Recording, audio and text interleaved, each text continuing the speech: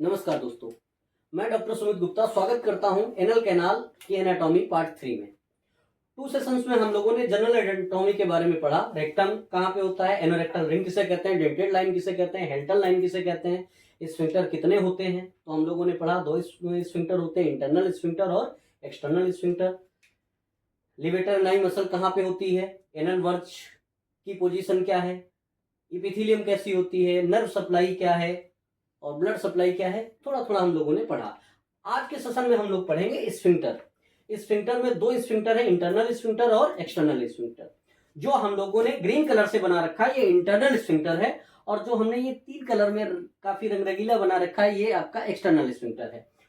ये इसलिए colour change कर रखा है क्योंकि एक्सटर्नल स्फिंक्टर के 3 पार्ट्स होते हैं, जबकि इंटरनल स्फिंक्टर जो होता है वो एक ही मसल का कंटिन्यूएशन है, उसमें पार्ट्स नहीं होते हैं। ठीक, तो हम लोग पढ़ते हैं इंटरनल स्फिंक्टर होता क्या है। It is actually continuation of circular muscle of rectum. ये रेक्टम की सर्कुलर मसल का पार्ट होता है, कंटिन्यूएशन होता है। गट वाल में वैसे 4 लेयर्स होती हैं। सबसे अंदर की तरफ जो लेयर होती है उसको बोलते हैं क्या, म्यूकोसा। उसके बाद सेकंड बाहर की तरफ चल रहे हैं, अंदर से बाहर की तरफ म्यूकोसा सबसे अंदर, उसके बाद सेकंड नंबर पे होती है सब म्यूकोसा, उसके बाद मस्कुलरिस प्रोप्रिया और सबसे बाहर की तरफ सिरोसा होती है। तो जो आपकी सर्कुलर मसल है उनका कंटिन्यूएशन होता है क्या, इंटरनल स्फिंक्टर। कहां तक होता है, up to Hilton line. Internal sphincter Hilton line तक आता है, जबकि एक्सटर्नल स्फिंक्टर जो है वो एनल वर्स तक कवर करता है। एक्सटर्नल स्फिंक्टर कहां तक कवर करता है, एनल वर्स तक, जबकि इंटरनल स्फिंक्टर जो है वो हिल्टन लाइन तक आता है। नेक्स्ट बात, कंपोज्ड ऑफ किसका बना होता है, composed of smooth muscles, composed of smooth muscles।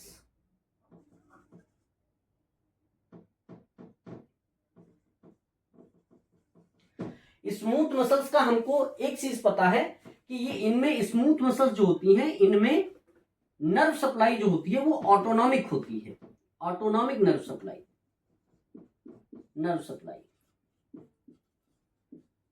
और ऑटोनॉमिक नर्व सप्लाई होने की वजह से ये इनवॉल्यूंटरी इन नेचर होता है।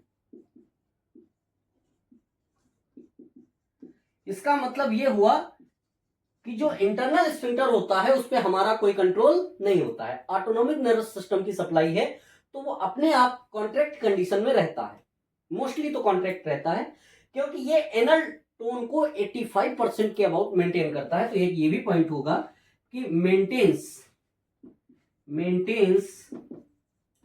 85% एनल टोन। जो एनल कैनाल होती है वो हमेशा टोनिक फेज में रहती है।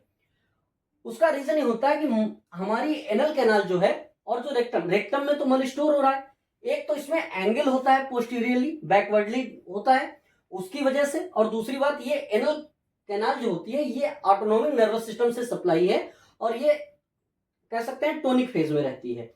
जब कभी भी मलत्याग के लिए जाना होता है तो ये अपने आप ओपन होता है, जबकि एक्सटर्नल स्फिंक्टर हमारा वॉलंटरी एक्शन है, हम उसमें अपनी मर्जी से हम उसको रिलैक्स कर सकते हैं या हम चाहें तो उसको टाइटली होल्ड कर सकते हैं, वो हमारी मर्जी पर डिपेंड करता है। अभी उसके बारे में भी जानेंगे। तो continuation of circular muscle of rectum होता है, अप टू हिल्टन लाइन होता है, कंपोज्ड ऑफ स्मूथ मसल्स, और इसमें ऑटोनॉमिक नर्वस सिस्टम की सप्लाई होती है, इनवॉल्यूंटरी इन नेचर होता है, मेंटेन्स 85% ऑफ एनल टोन।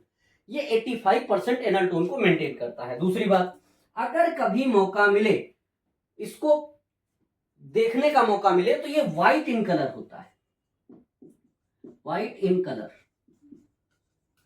ये कलर में व्हाइट होता है। जब कभी किसी को क्रोनिक फिशर हो जाता है तो क्रोनिक फिशर में स्पाज्म डेवलप हो जाता है, क्योंकि पेन की वजह से परमानेंट दिमाग में यही चलता रहता है, जिसकी वजह से कॉन्स्ट्रिक्ट रहता है, मलत्याग के टाइम पर बहुत प्रॉब्लम होती है पेशेंट को। तो उस स्पाज्म को कम करने के लिए क्या करते हैं कि इसमें एक प्रोसीजर होता है जिसको बोलते हैं एलआईएस, लेटरल इंटरनल स्फिंक्टरेक्टोमी, और उसमें क्या करते हैं कि इसका लेस देन 30% कट कर देते हैं। उससे होता क्या है कि एनल टोन जो है वो थोड़ी सी रिलैक्स कंडीशन में आ जाती है, एनल कैनाल थोड़ी रिलैक्स कंडीशन में आ जाती है और फिशर के पेशेंट को आराम मिल जाता है। तो लेकिन लेस देन 30% आप कह सकते हैं कैन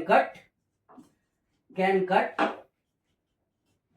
लेस देन 30%। 30% से ज्यादा कट करने पे थोड़ी सी प्रॉब्लम देखने को मिल सकती है, और थोड़ी सी प्रॉब्लम का मतलब इनकॉन्टिनेंस का केस हो सकता है।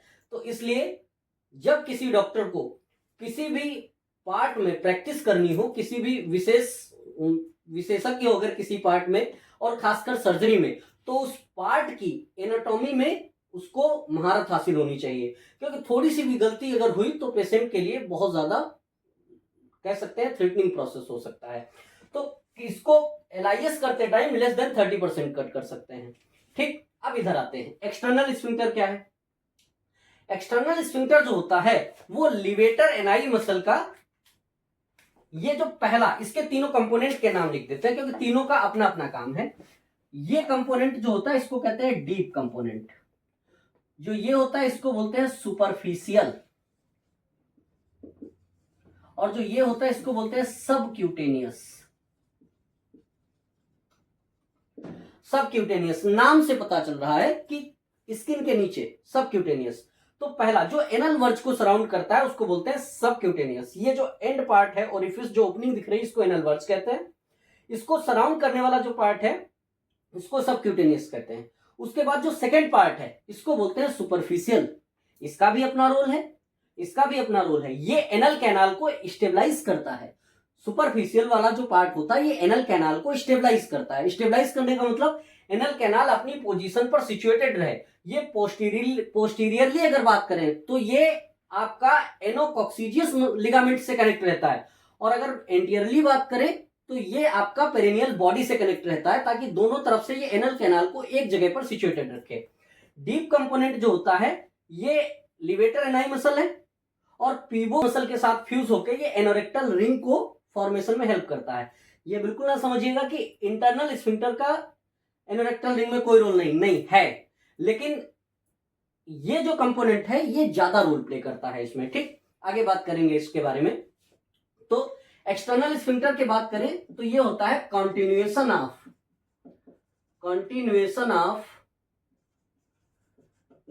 Of levator ani muscle. किसका कंटिन्यूएशन है? लिवेटर एनाई मसल का।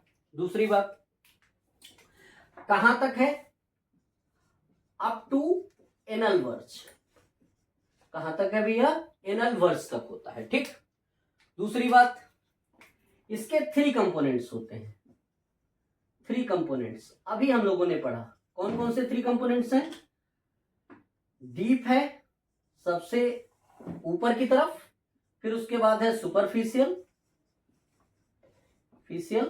और फिर उसके बाद है सबक्यूटेनियस, जो स्किन के, अगर हम बाहर से अंदर की तरफ चले तो सबक्यूटेनियस पहले, सुपरफिशियल फिर डीप।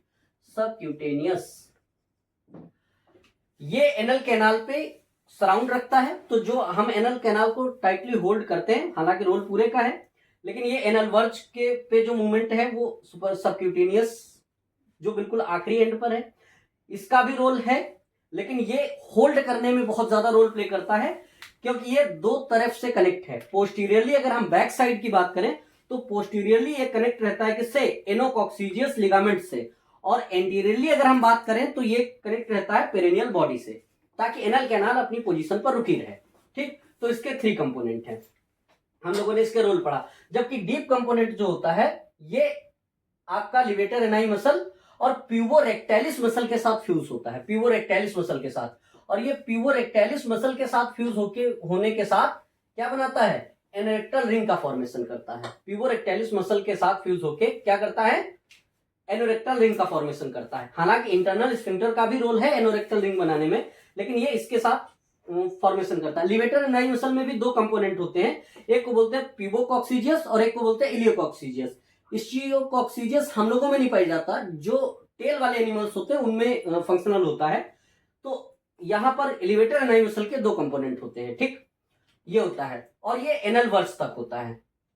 उसके बाद की अगर बात करें तो ये करता क्या है? Maintains 15% of anal tone. ये 15% एनल टोन को मेंटेन करता है। ठीक, दूसरी बात, रेड इन कलर, इसका अगर कभी कट कंपोनेंट अगर देखेंगे तो ये कलर में कैसा होगा, रेड। उसके बाद अगर हम बात करें तो इसमें सोमैटिक नर्व की सप्लाई होती है, सोमैटिक नर्व सप्लाई होती है। क्यों? क्योंकि ये जो मसल्स होती हैं, अगर हम बात करें तो जो ये होता है आपका एक्सटर्नल स्फिंक्टर है, एक्सटर्नल स्फिंक्टर जो है ये स्ट्राइटेड मसल का बना होता है, स्ट्राइटेड मसल का बना होता है, और ये स्केलेटल मसल होती है। स्केलेटल मसल में सोमैटिक नर्व की सप्लाई होती है, सोमैटिक नर्व की सप्लाई होती है, नर्व सप्लाई होती है। और सोमैटिक नर्व की सप्लाई होने की वजह से इसका जो एक्शन होता है ये वॉल्यूंटरी होता है, वॉल्यूंटरी होता है। इसलिए हम एक्सटर्नल स्फिंक्टर से अपनी एनल कैनाल को अच्छे से होल्ड कर सकते हैं। ओके, जो दोनों स्फिंक्टर के बीच जगह दिखाई दे रही है, ये जो दोनों स्फिंक्टर के बीच जगह दिखाई दे रही है, इसको बोलते हैं इंटर स्फिंक्ट्रिक ग्रूव, इंटर स्फिंक्ट्रिक ग्रूव, इसको बोलते हैं इंटर स्फिंक्ट्रिक ग्रूव। और जो इन दोनों स्फिंक्टर के बीच, यहां पर जो एनल वर्ज के पास, कभी भी अगर एनल कैनाल के पास, एनल वर्ज के पास आप उंगली से फील करेंगे तो आपको दो बैंड लाइक स्ट्रक्चर दिखाई देंगे। बाहर की तरफ जो दिखाई दे, बाहर की तरफ जो फील होगा, महसूस होगा, वो एक्सटर्नल स्फिंक्टर है। और थोड़ा सा अंदर प्रेशर लगाएंगे तो आपको लगेगा एक अंदर की तरफ भी बैंड लाइक स्ट्रक्चर, काफी स्ट्रॉन्ग सा बैंड लाइक स्ट्रक्चर मिलेगा, वो इंटरनल स्फिंक्टर है। दोनों के बीच एक थोड़ा सा गड्ढा जैसा फील होगा, वो इंटर स्फिंक्ट्रिक ग्रूव है। और इन दोनों के बीच जो खाली जगह पड़ी है, इसको बोलते हैं क्या, इंटर स्फिंक्ट्रिक स्पेस। ये जो स्पेस है, ये वाला स्पेस जो है, इसको बोलते हैं inter sphincteric space, space, inter sphincteric space. जो हम लोगों ने पहले सेशन में पढ़ा था कि यहां पर जो ये आपके कॉलम्स होते हैं, इनके बीच में कुछ जगह होती हैं जिनको साइनस बोलते हैं। उन साइनस में कुछ ग्लैंड्स ओपन होती हैं जिन्हें एनल ग्लैंड्स कहते हैं। एनल ग्लैंड्स जो होती हैं वो अपने क्रिप्स के थ्रू इनमें अपना सिक्रीशन, म्यूकस सिक्रीट करती हैं, ताकि जो हमारा स्टूल है वो लुब्रिकेट हो जाए और आसानी से फिसल के बॉडी से बाहर निकल जाए बिना चोट पहुंचाए हुए। तो जब कभी भी इनमें इन्फेक्शन हो जाता है तो फिस्टुला डेवलप हो जाता है। और ये जो एनल ग्लैंड्स होती हैं ये इंटर स्फिंक्ट्रिक स्पेस तक में होती हैं। तो जब कभी भी इनमें इन्फेक्शन होता है तो फिस्टुला डेवलप होता है। और मैक्सिमम जो फिस्टुला होते हैं वो इंटर स्फिंक्ट्रिक होते हैं। क्यों? क्योंकि इनकी जो पोजीशन होती है वो इंटर स्फिंक्ट्रिक है। तो जब कभी भी इनमें फिस्टुला डेवलप होता है, और मैक्सिमम केस में देखा गया है कि जो फिस्टुला है उसकी इंटरनल ओपनिंग जो है वो डेंटेड लाइन पर मिलती है। क्यों? क्योंकि जो एनल ग्लैंड्स होती हैं ये ओपन होती है क्रिप्स के थ्रू, कहां, डेंटेड लाइन पर जो साइनस होते हैं उनमें ओपन होते हैं। ओके, तो ये इनकी पोजीशन होती है। तो हम लोगों ने जो पढ़ा, एक बात और, जब कभी भी कोई सर्जरी करते टाइम हम लोकल एनेस्थीसिया देते हैं तो ये जो एक्सटर्नल और इंटरनल स्फिंक्टर के बीच जगह है खाली, इसमें हम नीडल के थ्रू जब इसके अंदर हम एनेस्थीसिया देते हैं तो जो इंटरनल स्फिंक्टर होता है ये मोर सेंसिटिव होता है फॉर एनेस्थीसिया, जबकि एक्सटर्नल स्फिंक्टर जो होता है वो थोड़ा सा लेस सेंसिटिव होता है as compared to internal sphincter. तो हम लोगों ने जो पढ़ा वो एक बार फिर से रिवाइज कर लेते हैं कि दो स्फिंक्टर है, एक इंटरनल है और एक एक्सटर्नल है। Internal sphincter continuation of circular muscle of rectum है, अप टू हिल्टन लाइन होता है, composed of smooth muscles, autonomic nerve supply होती है इसमें, इसलिए ये इनवॉलंटरी इन नेचर होता है, maintains 85% anal tone, white in colour, और कैन कट लेस देन 30%। अगर कभी एलआईएस 30% कब, ड्यूरिंग एलआईएस, अगर कोई सर्जरी कर रहे हैं एलआईएस, इसको बोलते हैं लेटरल इंटरनल स्फिंक्ट्रेक्टोमी, जब क्रोनिक फिशर होता है तो उस टाइम पर स्पाज्म को कम करने के लिए, खत्म करने के लिए हम एलआईएस करते हैं। तो लेस देन 30% कट कर सकते हैं, और एनेस्थीसिया के लिए मोर सेंसिटिव है इंटरनल स्फिंक्टर। अगर एक्सटर्नल स्फिंक्टर की बात करें तो continuation of levator ani muscle है, अप टू एनल वर्ज होता है, 3 कंपोनेंट होते हैं, डीप, सुपरफिशियल, सबक्यूटेनियस। सबका हम लोगों ने काम समझा। सबक्यूटेनियस बाहर की तरफ है, सुपरफिशियल जो है ये आपका इंटरमीडिएट पार्ट होता है, ये एनल कैनाल को होल्ड रखता है, अपनी पोजीशन पर बनाए रखता है। ये पोस्टीरियरली एनोकॉक्सिजस लिगामेंट किसके साथ कनेक्ट होता है, एंटीरियरली पेरिनियल बॉडी से कनेक्ट होता है ताकि एनल कैनाल अपनी पोजीशन पर रहे। और जो आपका डीप कंपोनेंट होता है ये प्यूबर रेक्टेलिस मसल के साथ फ्यूज होके एनल रिंग को का फॉर्मेशन करता है या उसको बनाता है। हालांकि इनर इंटरनल स्फिंक्टर का भी थोड़ा रोल इसमें होता है। ये जो एक्सटर्नल स्फिंक्टर होता है ये 15% एनल टोन को मेंटेन करता है, रेड इन कलर होता है और ये आपका बना होता है स्ट्राइटेड मसल का। किसका बना होता है, स्ट्राइटेड मसल का। और स्ट्राइटेड मसल स्केलेटल मसल होती है जिनके अंदर सोमैटिक नर्व की सप्लाई होती है। सोमैटिक नर्व सप्लाई जो होती है वो वॉलंटरी इन नेचर होती है, इसलिए हम एक्सटर्नल स्फिंक्टर को अपनी मर्जी के साथ कॉन्स्ट्रिक्ट और रिलैक्स कर सकते हैं। तो ये हम लोगों ने आज के सेशन में पढ़ा। एक चीज और हम लोगों ने पढ़ी कि जो डेंटेट लाइन होती है यहाँ पर कॉलम्स के बीच जो ग्लैंड्स प्रेजेंट होती है उन्हें एनल ग्लैंड्स कहते हैं, वो म्यूकस सीक्रेट करती हैं।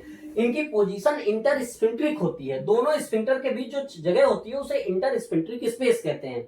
हम स्पेसेस के बारे में भी जानेंगे कि कितने टाइप के स्पेस यहाँ पर होते हैं।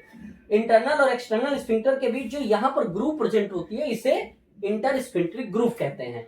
तो जब कभी भी एनेस्थीसिया देना होता है, लोकल एनेस्थीसिया, तो इसी के बीच से जाके यहाँ पर इंटर स्फिंक्ट्रिक स्पेस में एनेस्थीसिया देते हैं। इंटरनल स्फिंक्टर ज्यादा सेंसिटिव होता है, एक्सटर्नल स्फिंक्टर थोड़ा कम सेंसिटिव होता है। फिस्टुला के टाइम पर क्योंकि एनल ग्लैंड 90% के आसपास जो फिस्टुला होते हैं वो एनल ग्लैंड में इन्फेक्शन की वजह से होते हैं, इसलिए ज्यादातर फिस्टुला जो होते हैं वो इंटर स्फिंक्ट्रिक होते हैं और उनकी इंटरनल ओपनिंग मैक्सिमम केस में डेंटेट लाइन पर ही मिलती है। तो आपको उम्मीद है अच्छे से समझ आया होगा। और अगर इससे पहले का आपको पढ़ना है तो हमारे YouTube चैनल पर इससे पहले के दोनों पार्ट्स अपलोडेड हैं, एक बार जाएं और अगर आपके मन में कोई क्वेरी है तो आप आसानी से पूछ सकते हैं, आपको जवाब दिया जाएगा। Thank you.